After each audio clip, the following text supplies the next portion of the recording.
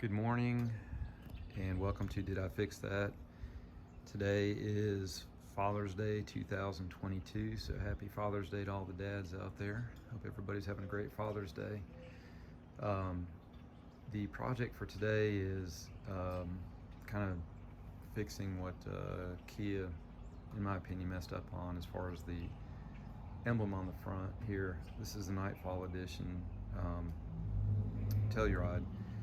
And it's got a brushed metal emblem on the front of it, so we're gonna take care of that today. So tools you need for this job is just some generic Windex or window cleaner, some isopropyl alcohol, some tape, a little towel, and some plastidip. And this holds up okay. It'd be interesting to see how well it holds up on the front end of the car. I did my other car here. That's about 8 months ago. Granted, it's on the back of the car. It doesn't have a lot of wear on it, so to speak, but I mean, it's holding up fine. Looks pretty good. Looks like it came from the factory like that. It didn't originally. It was a silver badge, so it didn't have much contrast. That's why I did that. But at any rate, so the first thing you want to do is grab your Windex, and we're just gonna kind of hit that and clean it off with a rag. And this is just, I'm just trying to get rid of any waxes or oils or anything like that that's on the badge from the factory, and any bugs or whatever. The car only has, I don't know, 85 miles on it or something like that, so it's not too dirty yet. So then after I've done that, I will grab my alcohol, put some on my rag, and then just I wet my rag with isopropyl alcohol. I'm just gonna hit that one more time. This just kind of helps get everything off there.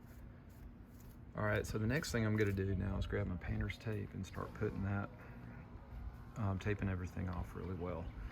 And this is a little different than the back that I did, because the back has a nice flat area. This is really kind of chopped up and that kind of stuff, so I'm gonna get a little creative with my taping here.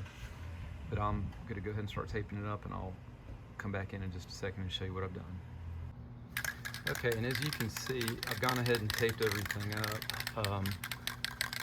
When you're taping this up, there's a little gap in between the grill and the emblem, so it's I just kind of slid the tape underneath that. I did use the edge of actually a razor blade, the back side of it like this, and just kind of went underneath and tucked it underneath like that. I guess you could use a toothpick or something like that as well. That would work. Now I'm just going to apply the plastidip, and like I did with the back emblem, I mean, just kind of light coats back and forth and hit all the angles, you know, going up and into these little crevices really well.